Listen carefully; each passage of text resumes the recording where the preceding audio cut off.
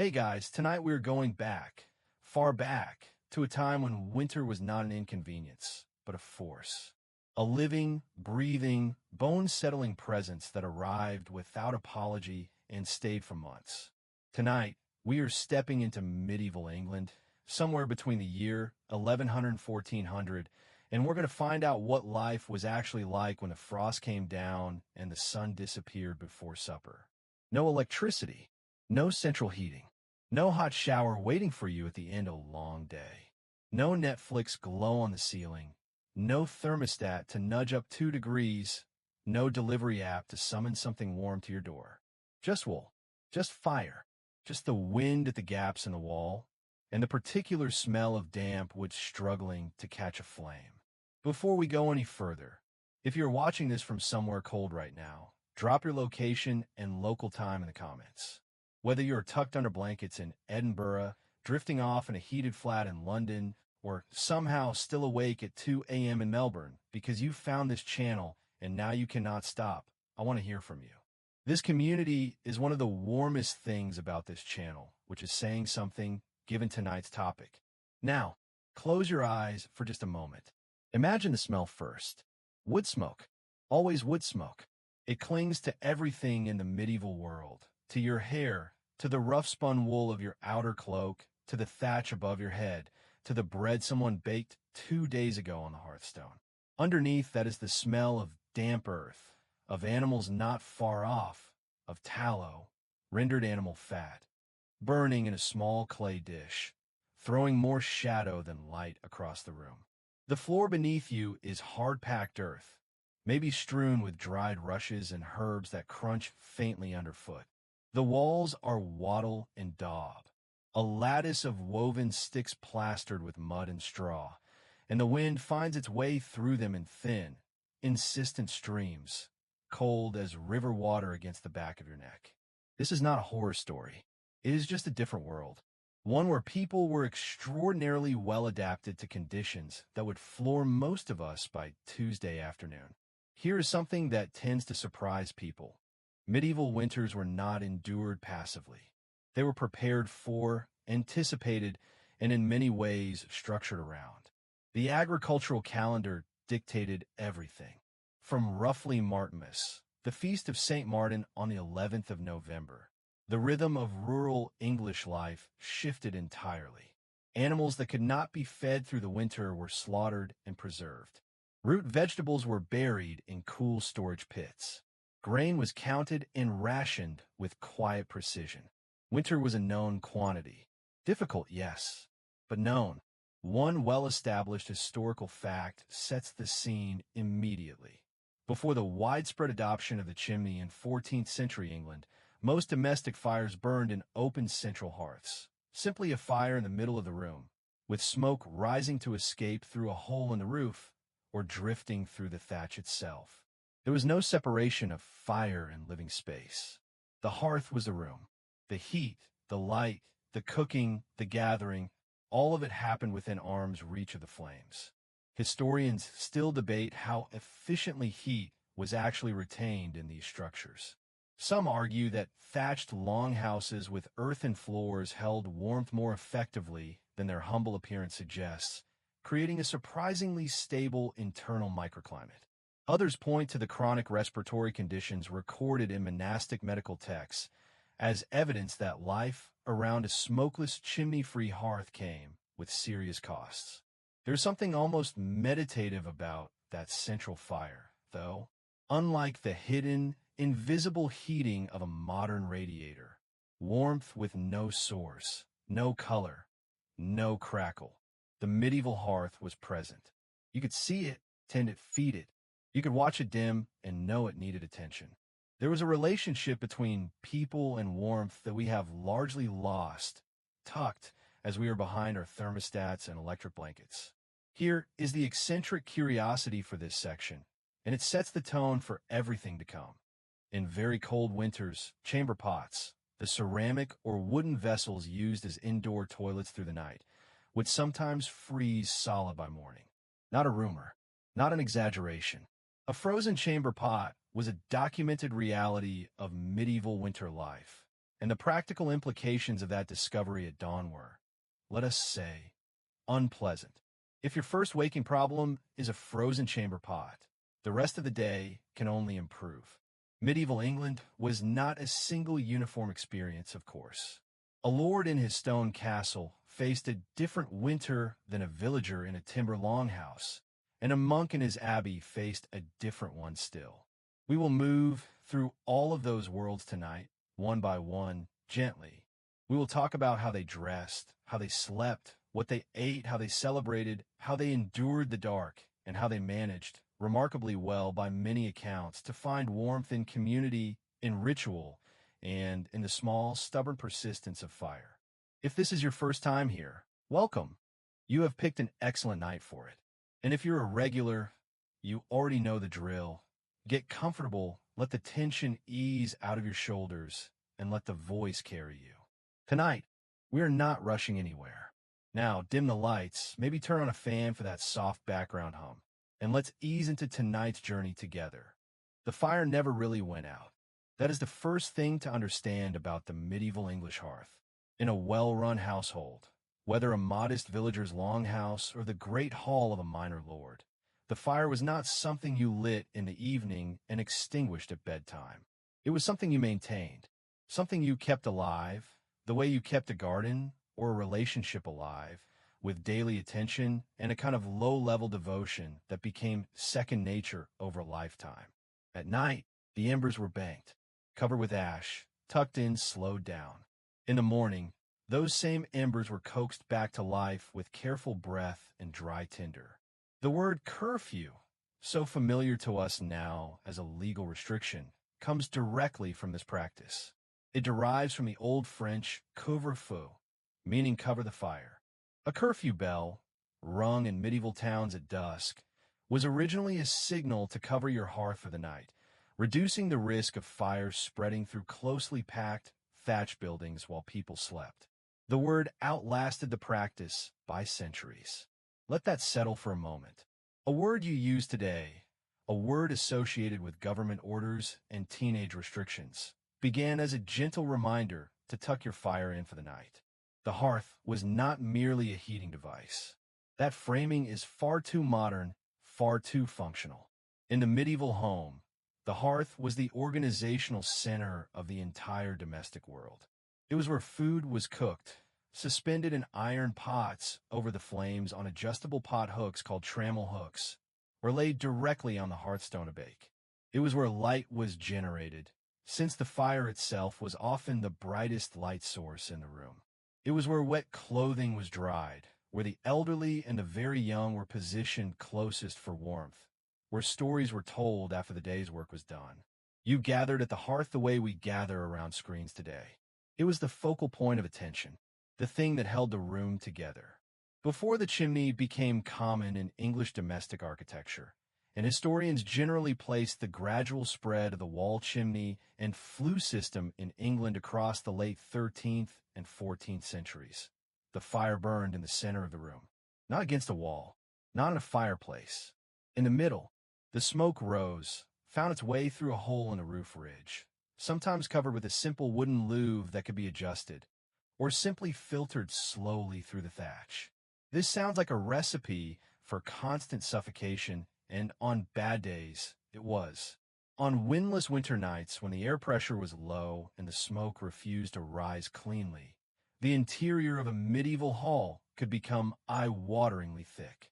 People sat low, near the floor, where the air was marginally clearer. Children, who spent more time closer to floor level, were, in a grim irony, sometimes better positioned than adults in these smoky moments. Historians still debate the long-term health consequences of open-hearth living with some vigor.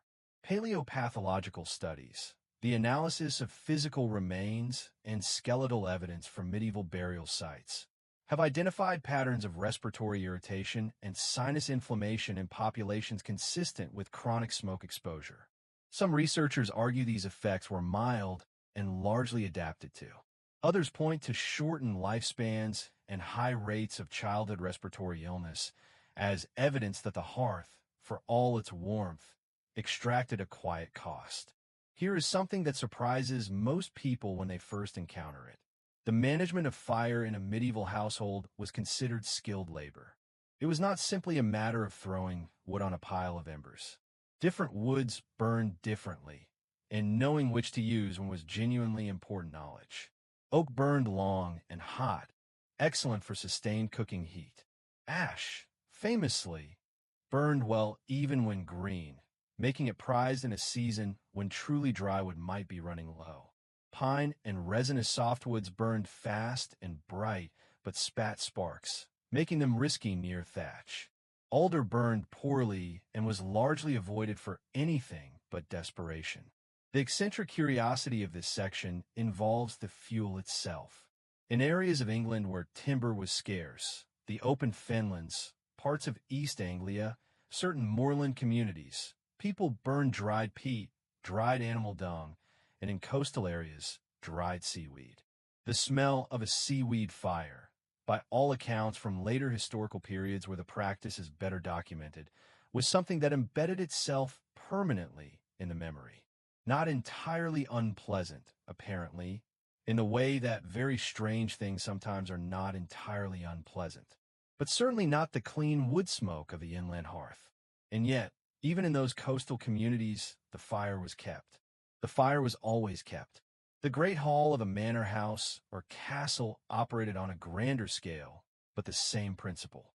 In larger establishments, the central hearth might be a massive construction, a broad, flat hearthstone several feet across, capable of sustaining a fire large enough to heat a space that held dozens of people. In the coldest weeks, servants would sleep on the rush-strewn floor of the great hall, close enough to the embers that the warmth reached them through the night. Social hierarchy expressed itself even in proximity to the fire.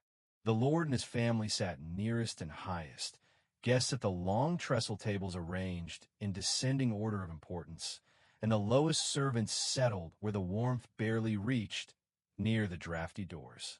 The firelight played across the smoke-blackened ceiling beams, and the faces of everyone gathered beneath them, warm and wavering, throwing long soft shadows across the walls. On the coldest nights, when the wind pressed hard against the shuttered windows and the frost deepened outside, that firelit hall must have felt like the only warm place left in the world. In a sense, there is a quality of firelight that electric light has never quite replicated, a softness, a movement, a sense of life in the illumination itself. Medieval people lived by that light every winter evening. Their eyes adjusted to it, their bodies relaxed by it, their minds slowed in rhythm with it, much as perhaps yours might be slowing now. The fire is low, and the night is long, and we are only just beginning. You would not have been naked for long in medieval England. Not in winter, anyway. The moment the temperature dropped and the days shortened, the question of what you wore ceased to be about appearance and became, with quiet urgency, a question of survival. Medieval people understood layering the way a modern mountaineer understands it, not as a fashion choice, but as a system, a carefully considered, personally maintained system that stood between you and serious cold. The base layer was linen, almost always linen, worn directly against the skin. A linen undershirt, called a chemise for women, a shirt for men, was the foundation of every winter outfit regardless of social class. Linen might seem like a surprising choice for cold weather. It is a plant fiber, not an insulating animal fiber, and it feels cool to the touch. But linen has a remarkable property. It wicks moisture away from the skin efficiently, keeping the body drier than wool would against bare skin, and a dry body retains heat far better than a damp one. Medieval people had arrived at this conclusion not through textile science, but through centuries of embodied, practical knowledge. They simply knew it worked. Over the linen went wool. Layers of it. England's relationship with wool in the medieval period was not merely practical. It was economic, political, and deeply cultural. The wool trade was the engine of the medieval English economy for much of the period we are exploring. English wool, particularly from breeds like the Cotswold and the Lincolnshire, was considered among the finest in Europe, and it was exported in vast quantities to Flemish and Italian weavers who turned it into luxury cloth that was then, with some irony, sold back to wealthy English buyers at considerable markup.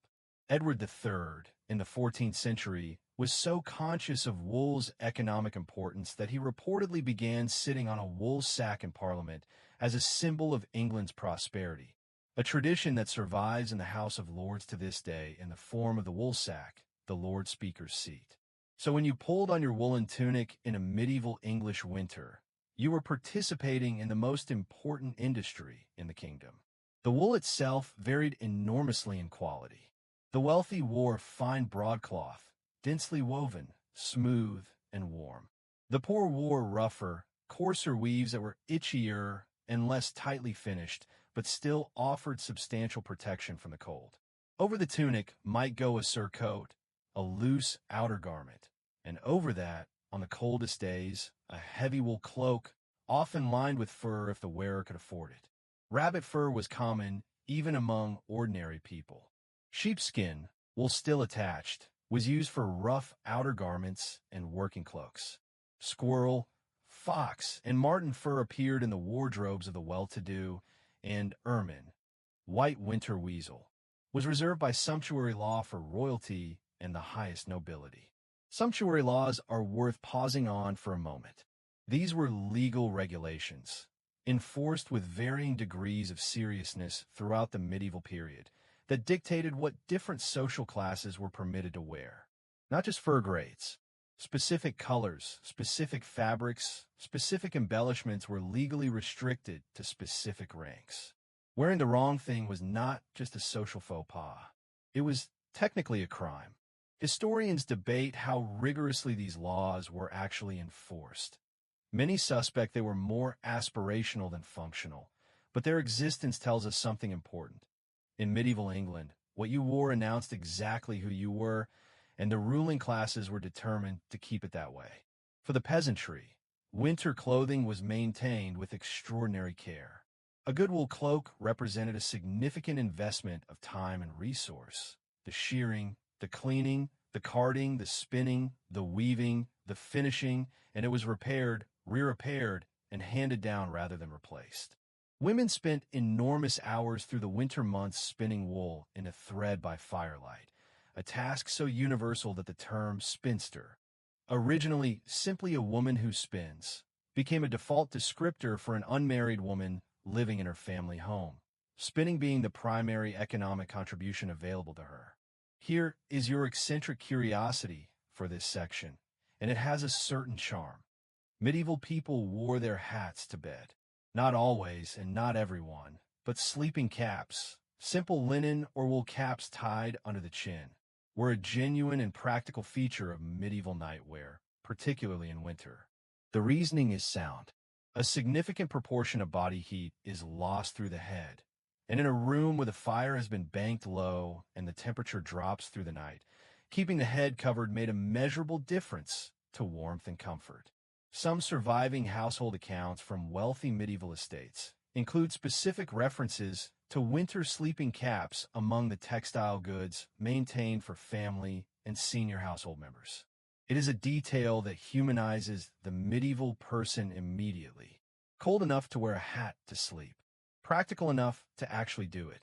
Feet were wrapped in wool hose, essentially fitted stockings, sometimes cut and sewn from woven wool cloth rather than knitted, since knitting as we understand it arrived in England somewhat later in the medieval period. Over the hose went leather shoes or boots, often lined with fur or stuffed with straw for additional insulation in very cold weather. Pattens, wooden platform overshoes, were strapped over regular shoes for outdoor winter travel, lifting the foot above the mud and slush of medieval roads. The whole system, from linen chemise to wool cloak to fur trim to sleeping cap, was a coherent, well-developed response to cold that had been refined across generations. It was not glamorous by modern standards. It was often itchy, certainly smoky, frequently damp at the edges. But it worked. And on a cold night in January, with the wind pressing at the wattle walls and the fire breathing low in the center of the room, working was everything that mattered. The wool was heavy on your shoulders. The firelight was fading at the edges. And outside, the frost was only beginning. By mid-December in medieval England, the sun was setting before the middle of the afternoon. Not metaphorically, not as an exaggeration for effect. At the winter solstice, at the latitude of most English settlements, roughly between 51 and 54 degrees north, usable daylight lasted perhaps 7 or 8 hours at best, and on overcast days, which were frequent, the quality of that light was thin and gray and barely sufficient for close work, even at noon. The sky would begin to pale around 8:30 in the morning. By 4 in the afternoon, it was dark. Think about what that means for a world with no electric light. Your entire productive day, every task that required clear vision, every journey on foot between settlements, every agricultural job that remained in winter, every transaction, every repair, every act of reading or writing, if you were among the small minority who could do either, had to be completed in that narrow window. Medieval people did not fight this. They organized their lives around it with a precision that we, with our ability to simply turn on a light, have largely lost the need to develop. The day began early, before dawn, in fact, for most working people. Rising in the dark to tend the fire, to see to the animals, to begin the first round of physical work before the light arrived, was standard practice across the social spectrum, from the monastery to the manor to the smallholding. The monks, whose lives were most rigorously structured, divided the night itself into liturgical hours, matins, lauds, that required them to rise in the deepest dark of winter nights, pray by candlelight, and return to their cold dormitory beds before dawn proper. This was not considered unusual. It was simply the rhythm of a devout life. For the broader population, the shortened day meant that artificial light was not a luxury. It was a necessity, and it was expensive. Tallow candles, made from rendered animal fat, primarily beef or mutton tallow, were the most common form of artificial light for ordinary households. They were cheaper than beeswax candles, which were significantly brighter and cleaner burning, but cost many times more and were largely the preserve of churches, monasteries, and wealthy households. Tallow candles smelled, as you might imagine, of rendered animal fat. They smoked. They guttered in drafts. They needed regular trimming of the wick, a task called snuffing, to prevent the flame from drowning in its own melted tallow or flaring into a dangerous brightness. Even cheaper than tallow candles were rushlights, simple strips of dried rush pith dipped in kitchen grease or tallow and held in an iron clip. A rushlight burned for perhaps 20 to 40 minutes, producing a small, flickering, yellowish flame barely sufficient to illuminate a radius of a few feet. Making rushlights was itself a regular autumn task in rural households. Gathering the rushes, peeling them to the pith, dipping them in grease, and a household might produce hundreds at a time to see them through the winter months. The eccentric curiosity here is luminous and a little haunting. In some medieval households and monasteries, the fat from fish, specifically from oily species like herring, was used as lamp fuel. Fish oil lamps, burning in small, open dishes of iron or ceramic, produced a guttering, pungent flame that illuminated the immediate area with a reddish-orange light and a smell that can only be described as memorably maritime. Monks working by fish oil lamplight in a cold scriptorium on a January evening were experiencing a sensory combination that no amount of historical imagination quite prepares you for. Historians still debate the precise impact of winter darkness on medieval psychological well-being. Some scholars argue that medieval people, lacking any cultural or medical framework for what we now call seasonal affective disorder, simply experienced the winter dark as a natural condition and adapted to it through routine, religious structure, and community.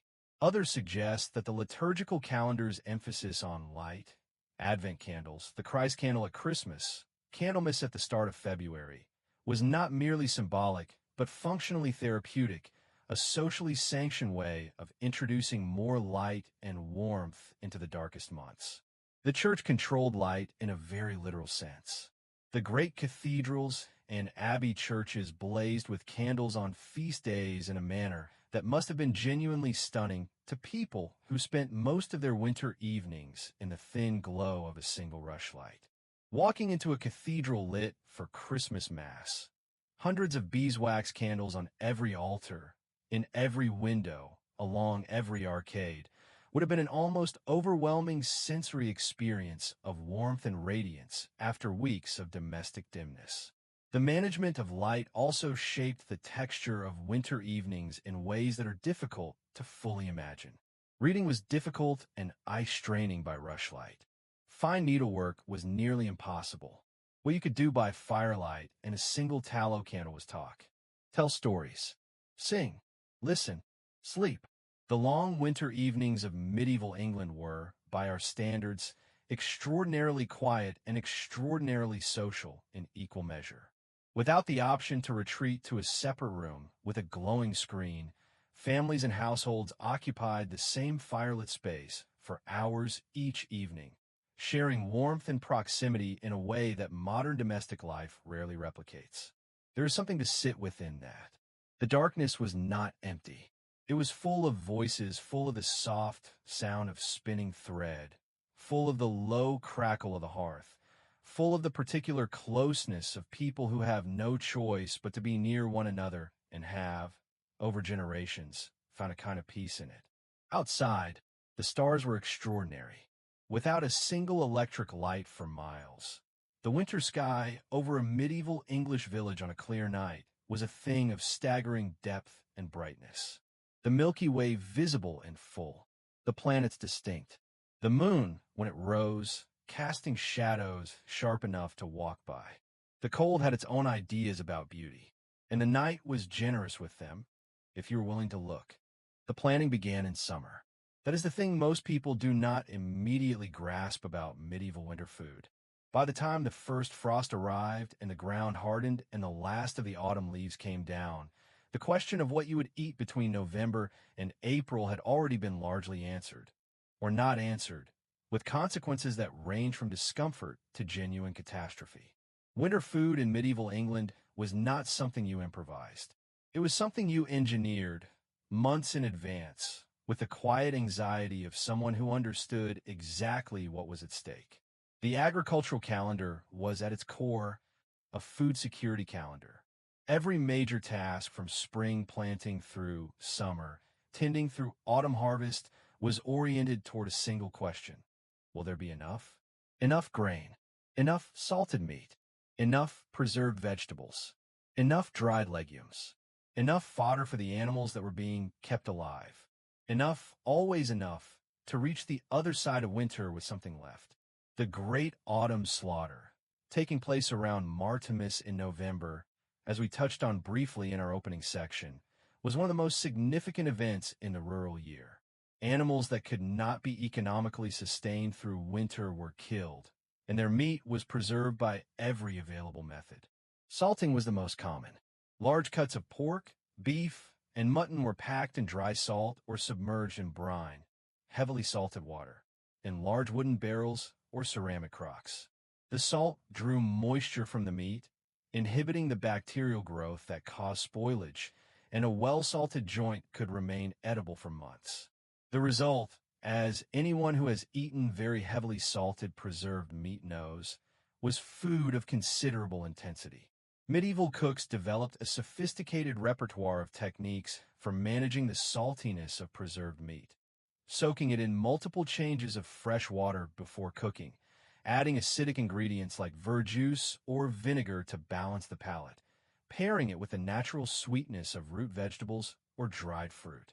The spice trade, which brought pepper, ginger, cinnamon, cloves, and other aromatics to English kitchens at considerable expense, was not, as the popular myth has it, primarily about masking the taste of rotting meat. Historians have firmly debunked this idea. Spices were status symbols, flavoring agents, and believed medicinal aids. The meat they were added to was preserved, not rotten. Rotten meat was simply discarded, then as now. Pigs were particularly valued for winter food, and their preeminence in the medieval diet was not accidental. A pig could be fed on kitchen scraps and woodland forage, acorns, beech mast, roots through the autumn, fattening itself on resources that would otherwise go to waste, and then converted in November into an extraordinary range of preserved products. Salt pork, smoked bacon, lard for cooking fat, blood puddings, sausages packed into intestine casings, brawn made from the head, trotters pickled in vinegar. Almost nothing of the animal was wasted. The squealing, chaotic business of pig-killing day in a medieval village was followed by days of intensive preservation work that filled the larder and the smokehouse and contributed meaningfully to winter survival. Grain, primarily wheat, rye, barley, and oats depending on region and soil, was stored in granaries and kept as dry as possible to prevent the mold and rot that could devastate a winter food supply.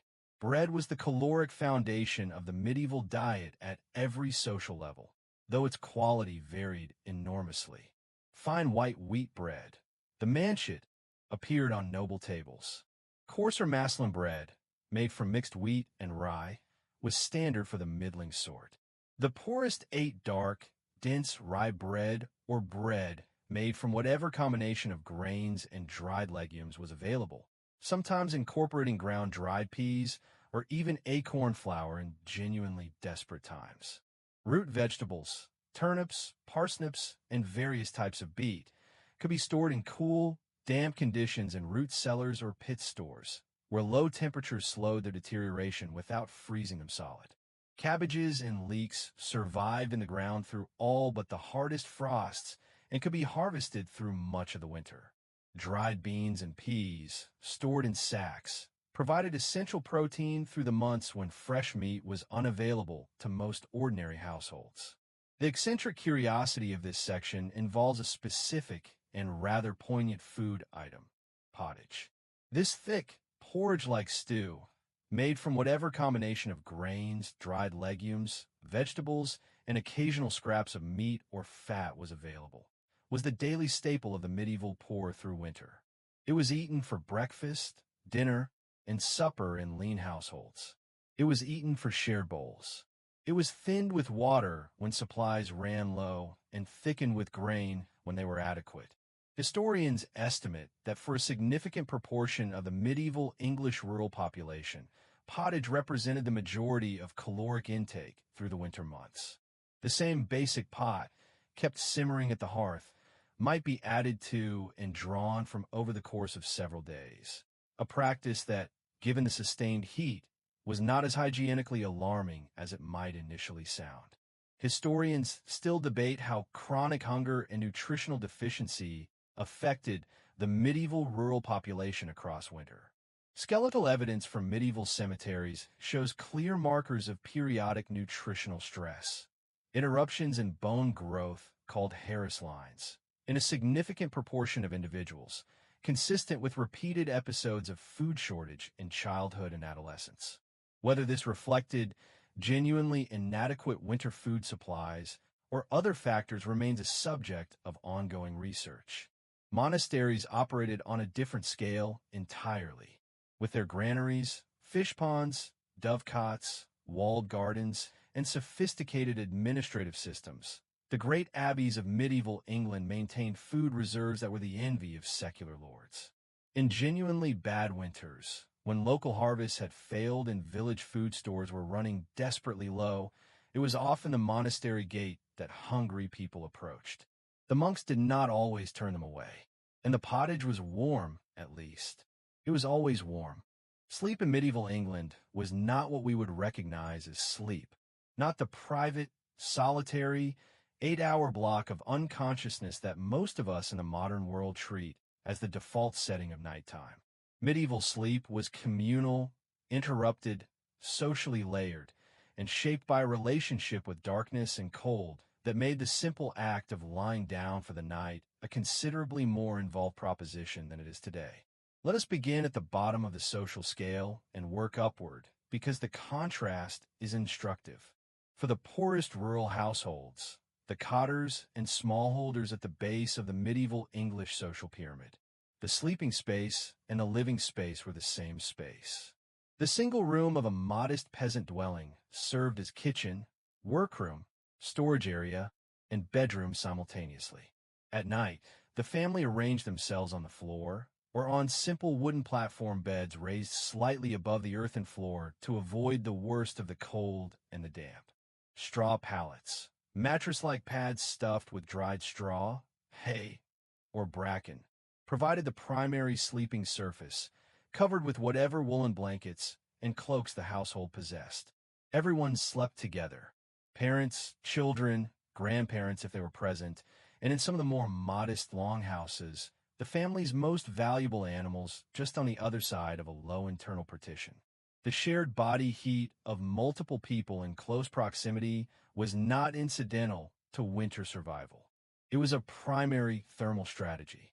Medieval households understood, practically if not physiologically, that bodies generate heat and that clustering those bodies together through the night was an effective way to keep everyone warmer than they would be alone. Historians still debate how the medieval understanding of sleep itself differed from our own. There is compelling evidence, drawn from monastic records, medical texts, and literary sources, suggesting that medieval people commonly experienced what researchers now call biphasic sleep, a first sleep of several hours, followed by a waking period of an hour or so in the middle of the night, followed by a second sleep until dawn. This middle-of-the-night waking was not considered insomnia or a disorder. It was simply what the night did. People used this quiet middle hour for prayer, for intimate conversation, for tending the fire, for reflection. The idea that consolidated 8-hour sleep is the natural human pattern is, historians increasingly suggest, a post-industrial invention made possible by artificial light extending the evening until people were too exhausted to wake naturally in the night. The eccentric curiosity of this section is one of the most charming in all of medieval domestic history, the bed warmer and its various predecessors. Before the metal bed warmer, a covered pan filled with hot embers on a long handle, used to sweep between the sheets before retiring, became common in later centuries. Medieval people employed a range of ingenious solutions to the problem of climbing into a cold bed on a winter night. Heated stones were among the most widespread. A flat stone placed near the hearth for an hour, wrapped in a cloth to prevent burns, and carried to bed provided a sustained warmth that lasted through the early hours of sleep when the body was still adjusting to the cold mattress. Dogs, always dogs, were another solution, valued not just as companions and working animals, but as portable, self-renewing heat sources. The phrase three-dog night, meaning a night cold enough to require 3 dogs in bed for warmth, has disputed origins but reflects a genuine historical reality of sleeping with animals for thermal benefit. Small dogs bred for lap-warming duties appear in medieval manuscript illustrations and household accounts with enough regularity to confirm that this was not merely a peasant practice. Noble ladies kept small dogs partly for exactly this purpose. Moving up the social scale, the beds themselves become more substantial and more architecturally complex. A prosperous merchant or minor lord might sleep on a bed of genuine wooden construction, a frame strung with rope or leather to support a mattress stuffed with wool or feathers rather than straw. Feather mattresses, called feather beds, were luxury items of considerable value, listed prominently in wills and inventories as significant household assets worth passing to specific heirs. The great canopied beds of the wealthy, wooden four-poster structures hung with heavy curtains of wool or linen on all sides, were not primarily decorative. They were thermal engineering. The curtains, drawn closed around the sleeping occupants, created an enclosed microclimate within the bed, trapping body heat inside the curtain space and excluding the cold drafts that moved freely through even the most substantial stone chamber. Sleeping inside a drawn canopied bed on a winter night in a medieval manner was, by contemporary accounts, genuinely warm. Warm enough that the contrast with stepping outside the curtains onto a cold stone floor in the pre-dawn dark was reportedly rather bracing. Great lords did not sleep alone even in their private chambers. A body servant or groom of the chamber typically slept nearby, sometimes across the doorway, sometimes on a trundle bed that rolled beneath the main bed during the day. This was partly for security, partly for immediate service, and partly, one suspects, for the simple practical reason that another warm body in the room raised the ambient temperature measurably. Beds in medieval England were also sites of significant ritual. The ceremony of the Lord's bedding in a great household, the formal preparation of the Lord's bed each evening, the warming, the turning of the mattress, the precise arrangement of pillows and coverlets, was a structured procedure carried out by designated household officers. Getting the Lord to bed properly was not a casual afterthought. It was a duty with assigned personnel and established protocols. And when at last the curtains were drawn and the household settled, and the fire banked low and the cold pressed quietly against every wall, the night deepened into something that felt, even across all these centuries, recognizable. The particular stillness of a winter night when everyone is finally, warmly, asleep. The distant sound of wind, the faint creak of timber, the slow, steady breath of the fire, and nothing else. There was a smell to winter in medieval England that no amount of wood smoke entirely masked. It was the smell of animals. Close, warm, breathing animals, present not just in the yard or the field, but inside the walls of the dwelling itself, separated from the human living space by what was often nothing more than a low wooden partition or a simple step in the floor level. In the longhouse, the dominant domestic building form across much of rural medieval England, people and their most valuable livestock shared a roof as a matter of practical winter necessity, and neither party, by all available evidence, found this particularly remarkable. The longhouse design was not accidental or primitive. It was a considered architectural response to the specific challenges of northern European winters. A typical English medieval longhouse was a long, rectangular structure, sometimes 30 to 40 feet in length, divided internally into two main sections. The upper end, slightly higher in floor level to encourage drainage away from it, was the human living space with the central hearth, the sleeping area, the food storage, and the family's domestic life. The lower end housed the animals, cattle primarily, sometimes sheep, occasionally pigs, and the working oxen that were too valuable to risk losing to cold. The animals generated heat. A cow at rest produces a substantial and continuous thermal output. Estimates from agricultural historians suggest somewhere in the range of equivalent to a small electric space heater running continuously.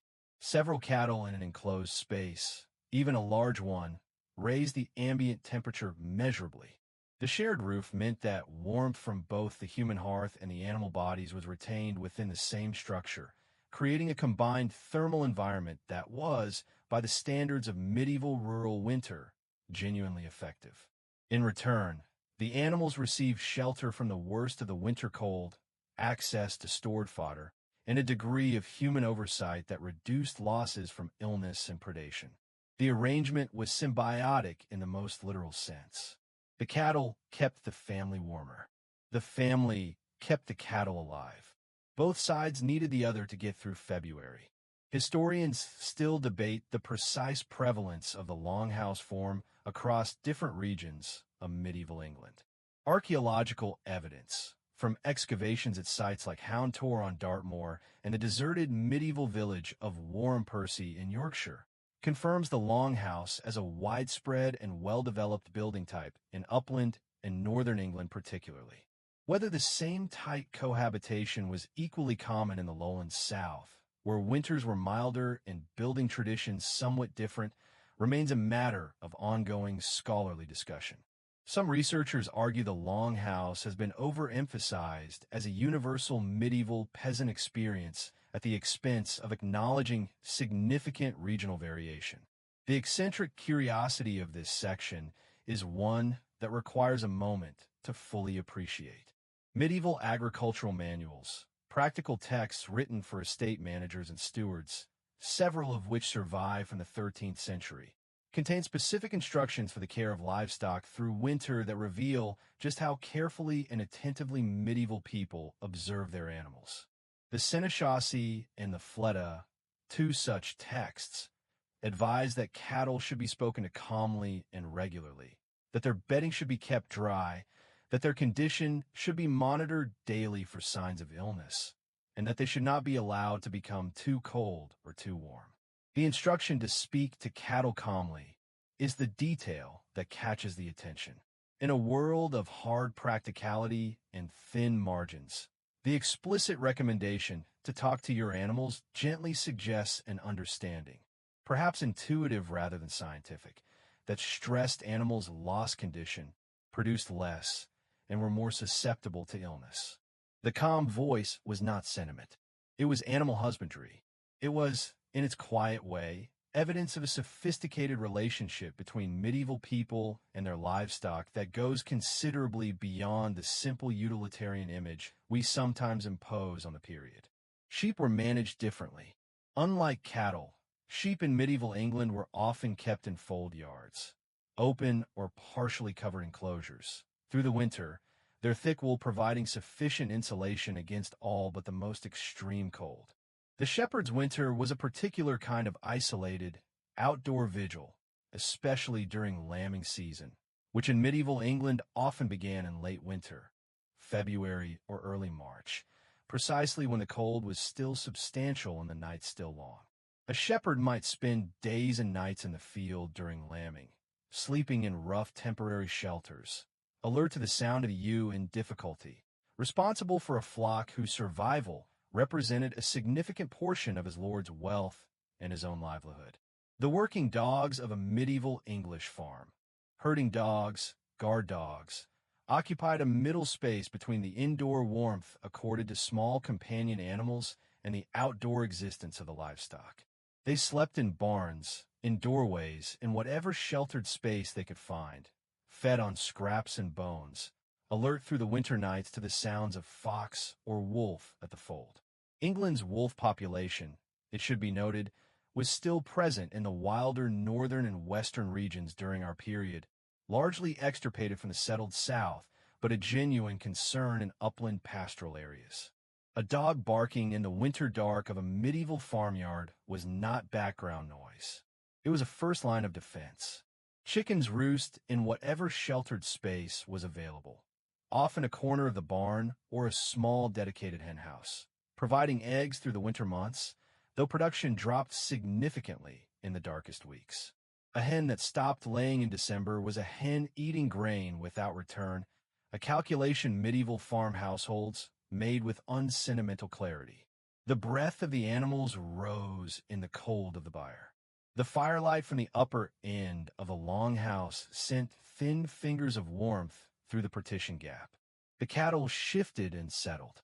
The dog curled tighter at the threshold, and the whole long house breathed together through the night. Human and animal, warm and cold, impossibly close, and in that closeness alive. Winter in medieval England did not arrive as an undifferentiated stretch of cold and darkness. It arrived with a structure, a carefully articulated sequence of feast days, fast days, liturgical seasons, and communal observances that divided the long months between November and February into something navigable, something with shape and direction, and, crucially, with endpoints. The church calendar was not merely a religious document. It was the organizational framework of the entire medieval year, and nowhere was its structuring power more important than in the depths of winter, when the darkness was longest and the physical conditions most demanding. Advent began it. The 4 Sundays before Christmas marked the opening of the liturgical winter, a season of fasting, prayer, and anticipation that the Church framed explicitly as waiting for light in darkness. Advent fasting meant reduced meat consumption, simpler meals, a drawing inward of appetite and attention that, whatever its spiritual intention, also happened to align neatly with the practical reality of winter food conservation. Eating less during Advent was both pious and pragmatic, a convergence that medieval institutional religion managed with considerable frequency, and, one suspects, not entirely by accident. The church bells marked time through every winter day in a way that nothing else did. Without clocks in the modern sense, mechanical clocks began appearing in English church towers only from the late 13th century onward, and personal timepieces were centuries away for ordinary people. The canonical hours rung from the parish church or monastery bell tower were the primary means by which communities oriented themselves through the day. Prime at dawn, terce at mid-morning, sext at noon, none in the early afternoon, vespers at dusk, compline at nightfall. The bells punctuated the winter darkness with regularity, telling people not just what time it was, but, in a deeper sense, that time was passing, that the day had structure, that the long night would eventually give way to another morning. The monasteries were the engines of this temporal structure. England in the period we are exploring, roughly 1100 to 1400, was extraordinarily rich in monastic foundations. Benedictine, Cistercian, Augustinian, Dominican, Franciscan houses dotted the landscape from Cornwall to Northumberland, each operating according to its rule, each marking the hours with its bells, each maintaining a library, a scriptorium, a garden, a guest house, and a set of agricultural operations that made the great abbeys among the most sophisticated economic and organizational entities in the country. For the monks themselves, winter was physically demanding in ways that the rule of their order did not soften significantly. The Cistercians, famously austere, did not heat their churches or dormitories. Monks in a Cistercian abbey in January rose from matins in the deep cold of the night, processed through unheated stone cloisters, chanted the office in an unheated church, and returned to an unheated dormitory to sleep for a few more hours before dawn. The kale factory, the warming room, was typically the only heated space in a Cistercian monastery beyond the kitchen and the infirmary, and access to it was a privilege governed by the monastic schedule rather than individual need. Historians still debate whether the physical austerity of monastic winter life represented genuine hardship or whether medieval bodies, acclimatized to cold from childhood in a way that modern bodies simply are not, experienced it differently than we would. The monastic records that survive, infirmary rolls, pittensource accounts, records of special dispensations, do show elevated rates of illness and death among monks in winter months, consistent with cold stress, respiratory illness, and the compounding effects of inadequate nutrition during fasting periods. The eccentric curiosity of this section arrives in the form of a specific and rather wonderful liturgical object, the Advent and Christmas candles maintained in parish churches throughout England. In many parishes, the gradual lighting of additional candles through the Advent season, more light each week as Christmas approached, was a ritual that the congregation participated in collectively, watching the church grow incrementally brighter through the darkest month of the year. The psychological effect of this deliberate, week-by-week increase in light in the one large, communal, candle-filled space available to the entire village community was almost certainly significant. As we noted when discussing winter darkness in our earlier section on the shortened day, the cathedral and abbey church blazing with candles at Christmas represented an almost overwhelming sensory contrast to the domestic dimness of ordinary winter evenings. The connection between those earlier observations about rushlight and tallow candles and the experience of entering a fully lit church for Christmas Mass becomes even more vivid when you consider how carefully the liturgical calendar had been building toward that moment of light for 4 full weeks. The feasting that followed the fasting was equally structured. Christmas itself, and we will explore its specific traditions in our next section, was the culmination of Advent, but it was followed immediately by the 12 days, a sustained period of celebration, reduced work obligations, and communal gathering that extended to the Feast of Epiphany on the 6th of January. For ordinary working people, this enforced holiday, enforced in the sense that the church calendar made labor on feast days technically sinful, provided a genuine respite from winter agricultural work at the point when daylight was shortest and outdoor tasks most limited. Candlemas, on the 2nd of February, marked the formal end of the Christmas season and a significant liturgical moment in the winter calendar. Candles for the entire coming year were blessed at the Candlemas Mass, and the procession of lit candles through the church, representing the purification of the Virgin and the presentation of Christ as a light to the world, was one of the more visually spectacular regular ceremonies of the parish year. Candlemas also functioned as a seasonal marker. It fell roughly halfway between the winter solstice and the spring equinox, and popular tradition held that the weather at Candlemas predicted the remainder of winter. The groundhog, for the medievally curious, came rather later, but the impulse was identical. After Candlemas, something shifted. The light was genuinely returning now, measurably, perceptibly. The days were longer than they had been at Christmas by a full hour or more. The worst was past. The calendar said so, and the calendar, in medieval England, was not wrong. The bells rang vespers across the cold fields, and the village turned toward home. The fire was built higher on Christmas Eve than on any other night of the year. Not the modest, carefully managed hearth fire of an ordinary winter evening, banked low to conserve fuel, tended with the quiet economy of people who knew exactly how much wood they had and how many weeks of winter remained. On Christmas Eve, the fire was fed generously, deliberately, with the largest available piece of wood the household could obtain or afford. The Yule log, a tradition whose roots reach back through layers of pre-Christian Northern European practice into a past that historians can identify, but not fully untangle, was the physical embodiment of a midwinter declaration. That warmth and light would not be rationed tonight, that the darkest season had been survived to this point, and that the community intended to celebrate that survival with fire. The Yule log tradition in medieval England was a genuine and well-documented practice, though its specific form varied considerably by region and household. In great manor houses and castle halls, the Yule log might be an entire tree trunk, dragged in ceremonially by the household staff, and set to burn in the great central hearth, or, in later medieval buildings, equipped with large fireplaces, in the hall chimney.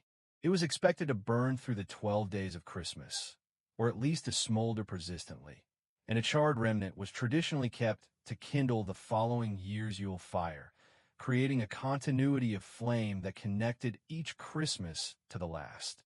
The theological relationship between these pre-Christian fire traditions and the Christian celebration of Christmas was something the medieval church navigated with characteristic pragmatism. Church authorities from the early medieval period onward issued periodic condemnations of pagan fire practices and midwinter revelry, and with equal regularity, those condemnations went largely unheeded by a population that saw no particular contradiction between attending Christmas Mass and building the biggest fire of the year immediately afterward. The church, for its part, eventually incorporated the symbolism of fire and light so thoroughly into Christmas liturgy. The Christ candle, the Advent wreath, the blazing church at midnight Mass, that the distinction between Christian and pre-Christian winter fire celebration became increasingly difficult to draw. Historians still debate the precise continuity between pre-Christian Anglo-Saxon and Norse midwinter traditions and the Christmas celebrations of the high and late medieval period. Some scholars argue for strong, largely unbroken continuity, that Yule essentially became Christmas with a theological overlay. Others emphasize the genuine transformation of meaning that Christian liturgy brought to these seasonal observances, arguing that the medieval Christmas was something new rather than simply something old wearing a different name. The truth, as is often the case in cultural history, probably involves both.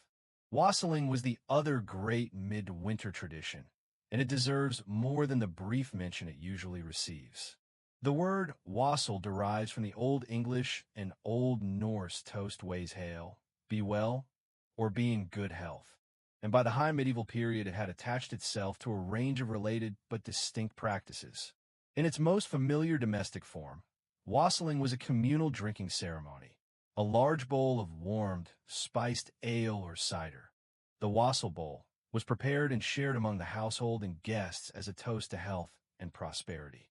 The drink itself was typically ale warmed with spices, ginger, cinnamon, nutmeg, cloves, sweetened with honey, and sometimes enriched with eggs or cream to produce a thick, warming beverage called lamb's wool, named for the frothy appearance of roasted apples that floated on its surface.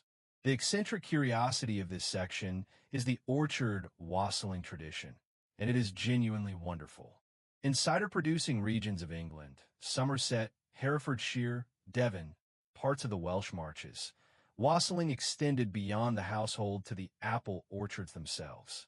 On Twelfth Night or thereabouts, communities would process to their orchards in the winter dark, carrying torches and the wassail bowl, and perform a ceremony intended to wake the orchard spirit and encourage a good harvest in the coming year. This involved pouring cider on the roots of the oldest and most productive trees, placing toast soaked in cider in the tree branches as an offering to the robins believed to carry the orchard spirit, and, crucially, making as much noise as possible. Banging pots, firing guns in later periods, shouting, singing. The noise was intended to drive away evil spirits and wake the sleeping trees. A community of medieval English people in heavy wool cloaks, carrying torches through a dark orchard in January, shouting and banging things to wake the apple trees, is a scene of such particular and irreplaceable human strangeness that it deserves a moment of quiet appreciation. The 12 days of Christmas, from Christmas Day on the 25th of December to Epiphany on the 6th of January, were a period of sustained communal celebration that inverted, at least symbolically and sometimes practically, the usual social hierarchies. The tradition of the Lord of Misrule, a figure appointed to preside over Christmas festivities in great households, permitted to order the Lord and his family about and organize games and entertainments that reversed normal decorum, was a formalized acknowledgement that Midwinter required a release of social tension. The poor were sometimes fed at the Lord's gate. Servants received gifts. The usual rules of deference were, within carefully managed limits, relaxed. Carol singing, and the word carol originally referred to a ring dance accompanied by singing rather than specifically to Christmas songs, filled the great halls of medieval England through the 12 days. Mummers' plays, performed by groups of costumed players, visited households asking for food and drink in exchange for their entertainment. Games of extraordinary variety, some recognizable, many now lost, occupied the long winter evenings. And through all of it, the Yule fire burned, warm and high and generous, the way fire is when people have decided, collectively, that warmth will not be rationed. The cold was still outside, pressing at the shutters. But inside, the bowl was passing hand to hand, and the singing was just beginning. The cold was getting worse, not from one winter to the next in any way that a single medieval person could have tracked or named, but across generations, across centuries, in a gradual and relentless climatic shift that was quietly reshaping the physical world of medieval England from roughly the middle of the 13th century onward.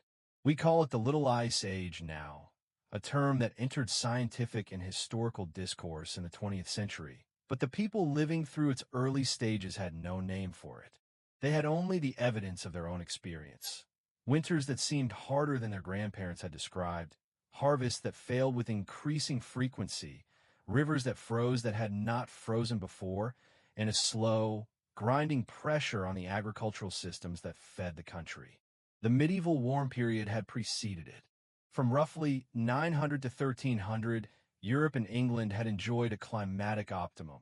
Warmer average temperatures, longer growing seasons, conditions favorable enough that vineyards had flourished in southern England and Norse settlers had farmed the coast of Greenland. The great cathedral-building boom of the high medieval period, the expansion of agricultural land, the population growth that filled English villages to their pre-plague maximum. All of these were underwritten, at least partly, by a climate that was cooperating with human ambition in ways it would not continue to do indefinitely. The shift, when it came, was gradual rather than sudden. Average temperatures in England dropped by perhaps 1 to 1.5 degrees Celsius across the 13th and 14th centuries. A change that sounds modest until you consider what a single degree means at the margins of agricultural viability. Crops that had been reliable became unreliable. The growing season shortened. Late frosts arrived earlier in spring and lingered. Early frosts truncated the harvest in autumn. The wine-producing regions of southern England contracted and eventually disappeared, and the winters became measurably and repeatedly colder. The Great Famine of 1315 to 1322 was the catastrophic expression of this climatic deterioration at its most acute. A sequence of exceptionally wet, cold summers and harsh winters across northern Europe produced harvest failures of devastating severity. In England, contemporaries recorded rainfall so persistent through the summers of 1315 and 1316 that grain rotted in the fields before it could be harvested. Livestock disease followed the crop failures. Prices for basic foodstuffs rose beyond the reach of the poor. Mortality from starvation and associated disease reached levels not seen since the darkest centuries of the early medieval period and would not be exceeded in sheer demographic impact until the Black Death arrived in 1348. Historians still debate the precise causal relationship between the Little Ice Age and the Great Famine, and between both of these and the subsequent trajectory of medieval English society. Some scholars argue that the climatic deterioration was the primary driver, overwhelming agricultural systems that had little resilience left after centuries of population growth and land use intensification. Others emphasize the role of political and economic failures, inadequate grain reserves, price gouging, administrative breakdown, in converting a natural disaster into a human catastrophe. Most contemporary researchers favor a model that integrates both climatic and social factors, recognizing that extreme weather events do not automatically produce famines. It is the intersection of natural stress with human vulnerability that proves lethal. The Thames froze. This is the eccentric curiosity of this section, though in the context of the Little Ice Age, it becomes something more than mere curiosity. It becomes a recurring historical phenomenon of considerable significance. The Thames at London, a tidal river of substantial width and flow, froze solid enough to bear the weight of people, animals, and even market stalls during the coldest winters of the medieval and early modern periods. The first well-documented frost fair on the frozen Thames dates from 1309, squarely within our period, when contemporaries recorded people walking, trading, and gathering on the ice. The river's freezing was not a freak occurrence. It happened with enough regularity through the Little Ice Age that it became a known and anticipated possibility in severe winters, something Londoners prepared for and, with characteristic human adaptability, turned into an occasion for commerce and entertainment. The winters that produced a frozen Thames also produced ice on the Norfolk Broads, on the fens, on the rivers and mill ponds of every English county. Skating, using bone or wood runners strapped to the feet, a technology that predates the metal blade skate by centuries, was a genuine winter activity for medieval English people, documented in sources ranging from William Fitzstephen's famous 12th century description of London life to later illuminated manuscripts showing figures on frozen ponds. It was not recreational skating in the modern sense, necessarily. Frozen waterways were routes of winter travel and transport as much as sites of play, but the element of pleasure and movement on ice is present in the sources with enough clarity to confirm that medieval people found frozen water at least occasionally enjoyable. The snow itself transformed the landscape in ways that were simultaneously beautiful and operationally difficult. Medieval roads, such as they were, often little more than established tracks across open ground or through woodland, became impassable in heavy snow, cutting off villages from markets, monasteries from their granges, and individuals from everything they needed to reach. The isolation of a medieval English village in a hard winter snowstorm was profound and practical. There was no road clearance. There were no services to restore. It was only waiting for the snow to ease and the tracks to become passable again. And yet the snow also leveled things in its way. It silenced the landscape. It covered the mud and the animal waste and the gray exhaustion of the winter fields beneath a surface that was, in the right light, genuinely beautiful. Medieval writers occasionally acknowledged this. The brightness of snow on a clear morning, the way it caught moonlight, the particular quality of winter silence it imposed on a world that was otherwise rarely quiet. The cold had not only consequences, it had, occasionally, its own austere grace.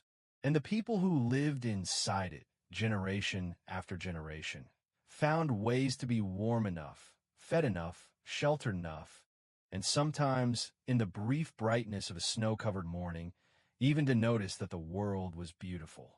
The frost was deep, and the road was long. But the light on the snow was something. The last light left the sky around 4 in the afternoon, and the village turned inward. Not dramatically, not all at once. It was a gradual drawing in, the way a hand closes slowly around something it wants to keep warm. The last outdoor tasks were finished. The animals checked, the water fetched, the firewood brought inside and stacked within reach of the hearth. And then the doors were closed, the wooden shutters pulled across the window openings, and the world contracted to the size of a single room, lit by a single fire, containing the specific and irreplaceable warmth of the specific people who lived there. This was the long night, and it lasted, in the deepest weeks of winter, for something approaching 16 hours. 16 hours of darkness is a span of time that is difficult to fully conceptualize from within a world that has abolished it. We can turn a light on. We can extend the evening indefinitely, fill it with stimulation, defer sleep past midnight, past 2 in the morning, past the point where our bodies have long since begun quietly requesting that we stop. Medieval people could not. The darkness set a boundary, and within that boundary, within those 16 hours of winter night, a different quality of human life became possible, and perhaps even necessary. The village community did not seal itself into individual households every evening without exception. There is good evidence from a range of medieval sources, manor court records, literary texts, the occasional disapproving note from a parish priest, that communal evening gatherings were a regular feature of winter village life. The practice known in parts of medieval Europe as the Veillée, an evening gathering in a warm shared space, often a barn or the largest available dwelling, where multiple households came together for warmth, work, and company, appears in various forms in English sources as well, though the English terminology is less standardized. These gatherings served multiple practical functions simultaneously. They concentrated the available warmth by consolidating multiple bodies in a single fire. They allowed communal work to continue, spinning, mending, light craft tasks that could be done by firelight, while distributing the social cost of evening fuel consumption across more households than one. And they provided something that winter isolation, in its long dark weeks, threatened to erode: human contact, conversation, and the particular sustenance of community. Storytelling was the primary evening entertainment across every level of medieval English society, and it deserves more than a passing mention. The oral tradition of medieval England, the circulation of stories, ballads, legends, and histories through spoken performance rather than written text, was the cultural bloodstream of a society in which literacy was limited to a small minority. A skilled storyteller in a winter hall was not merely entertaining. They were transmitting cultural memory, moral instruction, and communal identity through a medium that required no light, no technology, no equipment beyond a voice and an audience willing to listen. The stories told on winter evenings ranged widely. Romances, tales of knights, quests, courtly love, magical encounters were enormously popular across the social spectrum, from the sophisticated literary romances of aristocratic halls to the rougher, faster-moving popular versions that circulated in village gatherings. Saints' lives provided moral exemplars and miraculous entertainment simultaneously. Local legends, stories attached to specific landscapes, specific families, specific events in living or recent memory, wove the community into its own narrative. Ghost stories, told close to the fire in the deep of winter, occupy a tradition so persistent that it runs unbroken from the medieval period to the Victorian Christmas ghost story and beyond. Historians still debate the extent to which medieval English peasants had access to and participated in the more sophisticated literary culture of the period. Some scholars emphasize the sharp divide between literate elite culture and oral popular culture, arguing that the two traditions intersected only rarely and awkwardly. Others point to evidence of genuine cultural permeability, traveling entertainers, minstrels, and preachers who moved between social worlds, carrying stories in both directions, to argue for a more fluid and interconnected cultural landscape than the literacy divide alone would suggest. The eccentric curiosity of this section involved a specific and rather lovely medieval English custom, the practice of telling riddles on winter evenings. Riddles, in Old and Middle English literary tradition, were a sophisticated and highly developed genre, not merely a children's game. The Exeter Book, one of the great surviving collections of Old English poetry, contains nearly 100 riddles of remarkable complexity and often considerable humor, treating subjects from the mundane to the cosmic with equal ingenuity. The tradition of riddle-telling on winter evenings connected medieval people to a literary practice that predated them by centuries and would outlast them by many more, threading through the long nights with the particular pleasure of a question held in the mind, turned over, examined from new angles, and finally, or not finally, if the riddler was good, resolved. The silence between stories was its own presence. In a world with no mechanical noise, no traffic, no electrical hum, no ambient audio of any kind beyond what nature and humanity produced directly, the winter silence of a medieval English village after dark was absolute in a way that is almost impossible to recreate today. The wind, when it came, was therefore more dramatic. The creak of a timber, the shift of a sleeping animal, the sudden pop of a log in the fire. These sounds carried weight in the silence that surrounded them. Sleep, when it came, that first sleep we discussed in our earlier section on the medieval bedroom, arrived naturally, drawn down by darkness and warmth and the long day's physical work. The body, unconfused by artificial light about what the night required of it, settled into unconsciousness with what the monastic records suggest was a speed and depth that modern sleep researchers find quietly enviable. The fire breathed low. The stories had been told. The riddle had been posed, and no one had yet answered it, and the riddler was smiling in the dark. And the long night held the village gently, the way cold holds everything, completely and, without exception, and with a certain impersonal tenderness that feels, in the right moment, almost like care. The cold was always worse just before the light came back. This is not merely poetic. It is meteorological fact. In the hours before dawn, the period meteorologists call the radiative cooling phase, when the Earth has been losing heat to the night sky for hours without the sun to replenish it, temperatures reach their lowest point of the entire day. In a medieval English winter, in a dwelling where the fire had been banked since perhaps 10 at night, and had been slowly surrendering its warmth to the cold air for 6 or 7 hours, the temperature inside the room at 5 in the morning could approach the temperature outside it with uncomfortable closeness. This was the moment of waking, not the gentle, gradual waking of a modern morning. The slow drift upward from sleep assisted by a thermostat maintained room temperature and perhaps an alarm set for a civilized hour. This was an abrupt, full-body encounter with cold air on the face, cold floor beneath the foot, cold breath visible as steam in the dim pre-dawn interior of a room that had been warm 8 hours ago and was considerably less warm now. The medieval morning began with an act of will that we have largely engineered out of our lives.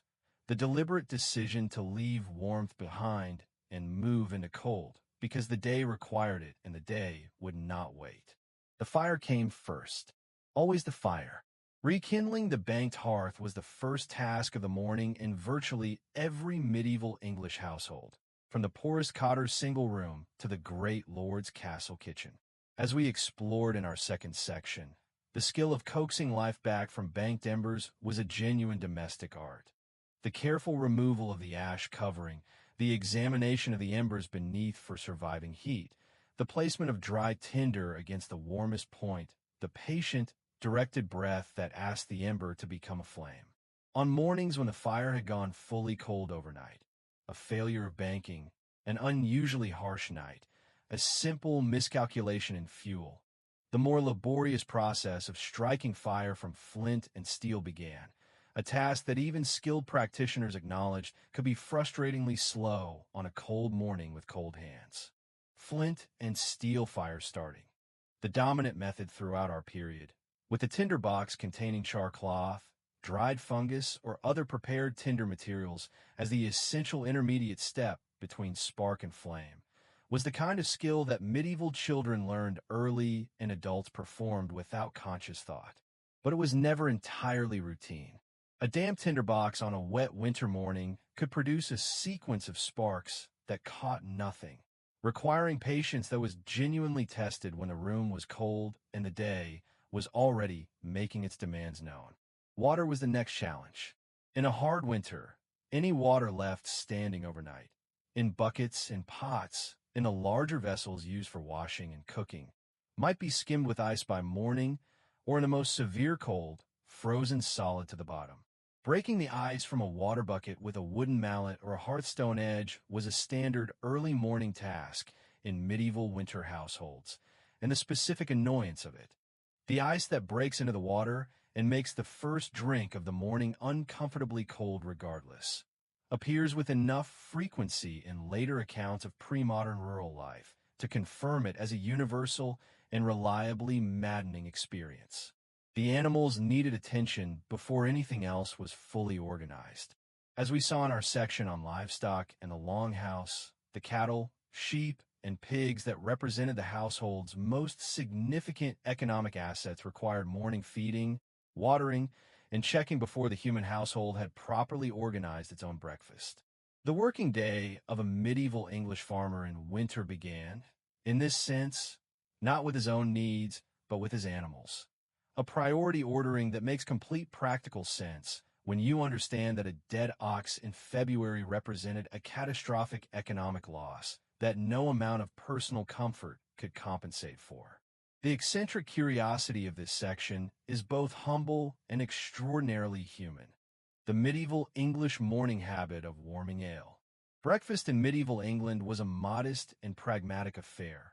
Bread, if it was available and the household had sufficient grain reserves, and ale, not the strong, intoxicating ale of an evening celebration, but a weak, low-alcohol brew that served primarily as a safe and calorie-supplemented alternative to water, which was frequently contaminated and poorly trusted even in the medieval period.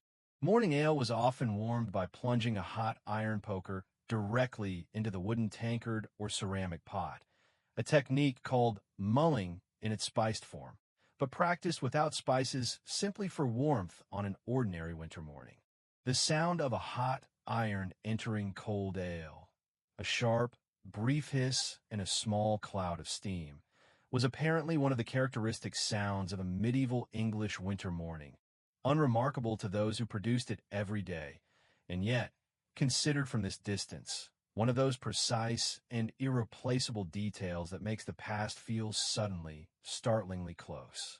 Historians still debate how well-nourished the medieval English rural population was at the start of the winter day, and how this changed across the period as climate deteriorated and food supplies became increasingly precarious.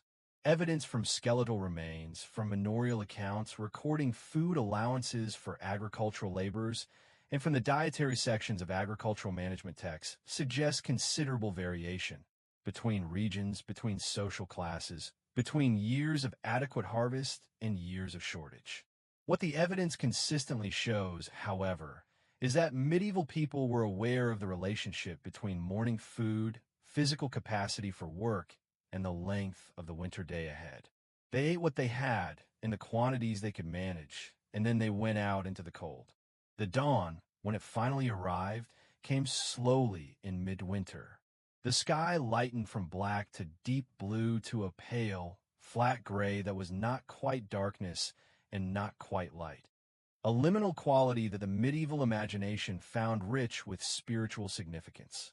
The canonical hour of lauds, sung at dawn in every monastery in England, was both a liturgical greeting of the returning light and an acknowledgement of something that everyone, monastic or secular, lettered or illiterate, felt at the same moment, that the night was over and the world was still here, and the cold had been survived for one more day. The frozen ruts in the lane outside the door were the same frozen ruts from yesterday. The thatch was heavy with frost. The breath rose in clouds. The oxen needed feeding, the fire needed wood, the bread needed baking, and the day was already moving. But the light was back, thin and pale and cold and entirely insufficient by any modern standard of illumination, but present. Genuinely, reliably present. And in medieval England, in the deep of winter, after the long night, that was not a small thing. That was, in its quiet and unhurried way, everything.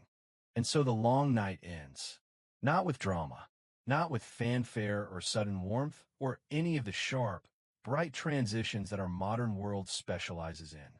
It ends the way medieval mornings always ended the night, gradually, quietly, with cold still present in the air and the fire just beginning to find its strength again, and the pale light returning to a world that has been dark for a very long time. We have traveled a considerable distance together tonight. We began in the smoke-filled interior of a medieval English longhouse, with frost on the wattle walls and the particular smell of damp wool and tallow candles and wood smoke that clung to everything in that world, to hair, to clothing, to the rough texture of daily life. We moved through the hearth at the center of everything, that open fire that was not merely a heating device, but the organizational soul of the medieval home, tended with the care and attention that we now reserve for things we consider more important, and probably should not. We dressed ourselves in linen and wool and fur, layer upon careful layer, with the quiet sophistication of people who understood that the difference between comfortable and dangerously cold was a matter of preparation and knowledge rather than luck. We watched the sun leave early and learned to live within the narrow window of winter daylight, finding ways to extend the evening with rushlight and tallow and firelight, gathering close around the only illumination available and discovering that proximity to others in the dark is not a hardship, but a form of richness. We ate what had been carefully, anxiously preserved since autumn. The salted meat, the stored grain, the root vegetables in their cool pits, the thick pottage simmering endlessly at the hearthside, and we understood that the line between enough and not enough was one that medieval people walked with a seriousness we rarely need to match. We slept communally, warmed by bodies and banked embers and heated stones, and the particular ingenuity of people who had no alternative but to solve the problem with what they had. We brought the animals indoors, because the animals were family in the most practical sense, the source of warmth, of labor, of food, of survival. And we spoke to them calmly, as the agricultural manuals advised, because calm was useful and kindness, even in a hard world, cost nothing. We followed the church calendar through its winter architecture of Advent and Christmas and Epiphany and Candlemas, letting the liturgical structure give shape and direction to months that might otherwise have felt formless and endless. We built the Yule fire high, passed the wassail bowl hand to hand, told stories in the firelit dark, posed riddles that no one could answer, and danced in a ring because the body in winter needed movement and the spirit needed joy, and both of those things were true regardless of what century you happened to be living in. We watched the little ice age arrive across generations, felt the winters deepen and the harvest falter, stood at the monastery gate, and understood that the line between surviving and not surviving winter was, for many medieval people, genuinely thin. And we found, in that thinness, not only hardship, but a quality of attention, to warmth, to light, to food, to community, to the specific and irreplaceable value of another person's presence in the cold, that something in the abundance of our own world has made harder to access. And then we woke at dawn, cold-faced and warm under the blankets for one last moment, and we rekindled the fire, and we broke the ice from the bucket, and we went out into the pale gray returning light, and found that the world was still there, still cold, still demanding, still beautiful in its austere winter way. Medieval England did not romanticize its winters. The people who lived through them were not performing hardship for our edification across the centuries. They were simply living, with ingenuity and community and faith and occasional frozen chamber pots and wassail bowls and the low, steady warmth of a fire kept alive through the night, inside conditions that we have spent the last several centuries working very hard to escape. And perhaps there is something worth carrying from tonight's journey. Not a wish to return to tallow candles and salted pork and sleeping in your hat. Let's be clear about that. But a small, quiet remembering of what warmth actually is. Not a setting on a thermostat. Not a default condition of existence. But something tended, something maintained, something shared with the people near you in the dark. The fire is low now. The night has been long and good. You are warm and safe and still, and the cold outside, wherever you are, whatever season finds you, is only outside. Let your shoulders drop. Let your breath slow to the rhythm of a banked fire, patient and low and steady. Let the stories settle into quiet. The medieval village is sleeping now, all 16 hours of winter darkness gathered gently around it, and the frost is on the thatch, and the stars are extraordinary overhead, and somewhere a dog is curled tighter at the threshold, and the cattle are breathing in the dark of the byre, and the fire is still alive, just barely, just enough, the way fires always are when someone has tended them with care. You are tended. You are warm. You are exactly where you are supposed to be. Sleep now. Sleep deeply and long and well. And let the pale winter dawn find you rested on the other side of the dark. Sweet dreams.